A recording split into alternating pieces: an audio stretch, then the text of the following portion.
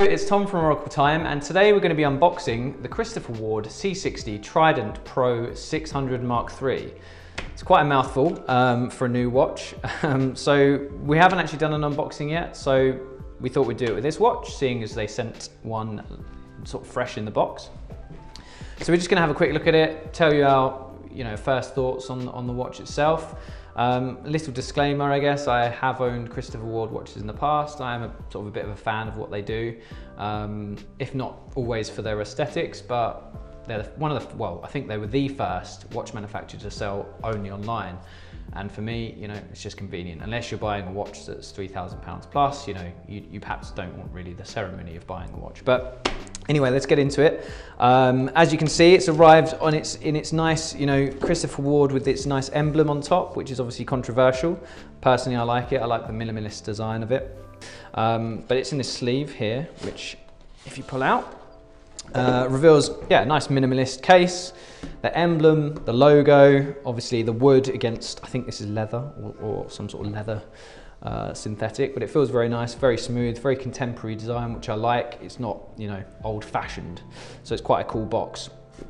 To open it, you just slide this out here, and you have the letter from Christopher Ward, just congratulating you on your purchase, which is nice. And you have the owner's handbook telling you everything about the collection. I think it's more generic to the collection. Obviously, this watch itself, it comes in a variety of different sizes. You have this, which I'm not sure what it is. I think it's probably a microfiber cloth. I can open it. Yes, it's just a branded microfiber cloth, which is just a nice touch, really, to clean your watch with. And here we have the watch itself, which is, it's just got its plastic coating on currently, just to protect the face of the watch. Although it's sapphire, so it should be pretty resistant to most things. But yeah, so here you have it, the Christopher Ward C60 Trident Pro 600.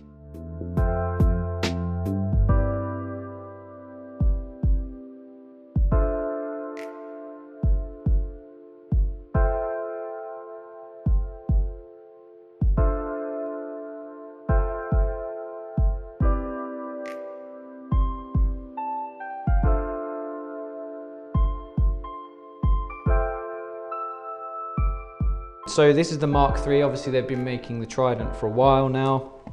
It's just an updated version really of what they've been doing.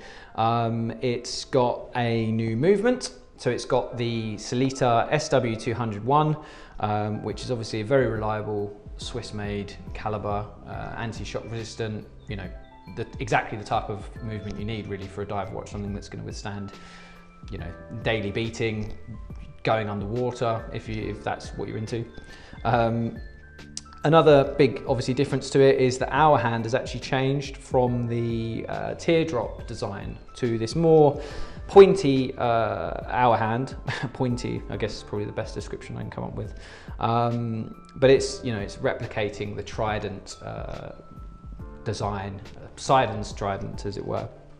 And the hour hand and the minute hand, it contrasts because of that. Obviously on the watch you have a black lacquered dial, which is a very nice finish just looking at it closely.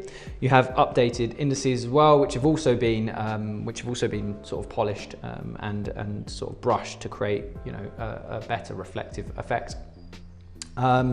You also have, in terms of the other updates, obviously there's lots of lume on the watch, on the indices, on the hands, and also on the bezel. So on the unidirectional bezel, you have lume obviously on the indices and on the numerals. And also the bezel's been updated in terms of the actual mechanism. So it's a little bit more satisfactory to turn and twist, which is always good, obviously, for a dive watch. Whether you're actually going to take it diving or not, it's good to show off and click your watch, I guess, if that's what you're into again. But yeah, if I put it up to my mic, you can hear it's quite a nice satisfying click, which is always good.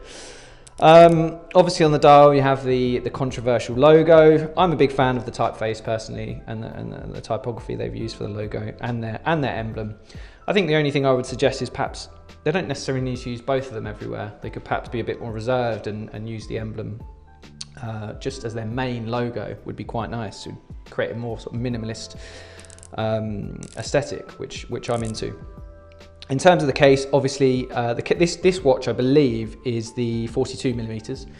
So it's the largest one they do. They do a 38 millimeter, a 40 millimeter, and a 42 millimeter.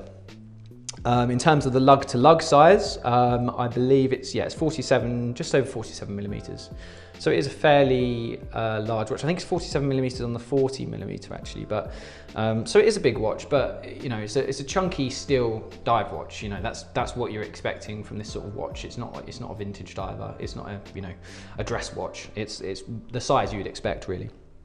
The date window, obviously at 3 o'clock, it's sort of inset. It's black with white numerals, so it doesn't contrast too much, which is quite nice. It doesn't draw the eye away from the dial too much. It doesn't steal the attention, which is quite cool as well. In terms of the height of the case, it's 12.8 millimeters, I believe. So yeah, it's fairly tall. I can't actually try this watch on, unfortunately, because I believe the strap would be too big for me. I would have to remove one of the links. If I just take my watch off, and I can sort of give you a rough idea of what it feels like to wear. I mean, already I can sort of guess what it feels like to wear. Really, it's a steel diver on a steel strap. So if I pull that tight, yeah, I mean it feels nice. The way the lugs work and sort of curved round, and the way they attach to the strap, mean it's a fairly comfortable watch, even though it's a fairly chunky watch as well. So I will actually change the links and sort of wear it for a week or two just to see what it's like as a daily driver watch really. But yeah, I mean in terms of the cost, it's £695, which for a nice dive watch, obviously you can get cheaper watches, but for a brand spanking new watch with that's going to last you, it's got a 60-month warranty on the movement, I believe. So yeah, I mean I think it's a very, very good price point. It really depends on obviously personal preference, whether you want to spend and obviously how much money you've got. If you want to spend £10,000 on a watch, fine. If you want to spend £600, it doesn't matter as long as you like that watch. But yeah, so I mean overall I think it's they've really succeeded in updating the watch nicely. It's a nice update. They haven't changed the wheel with it, but yeah, overall I think it's a really cool watch. But I'd love to hear your thoughts, so don't forget to leave any comments, like and subscribe, and stay up to date with all the luxury watch news and reviews. Thanks a lot.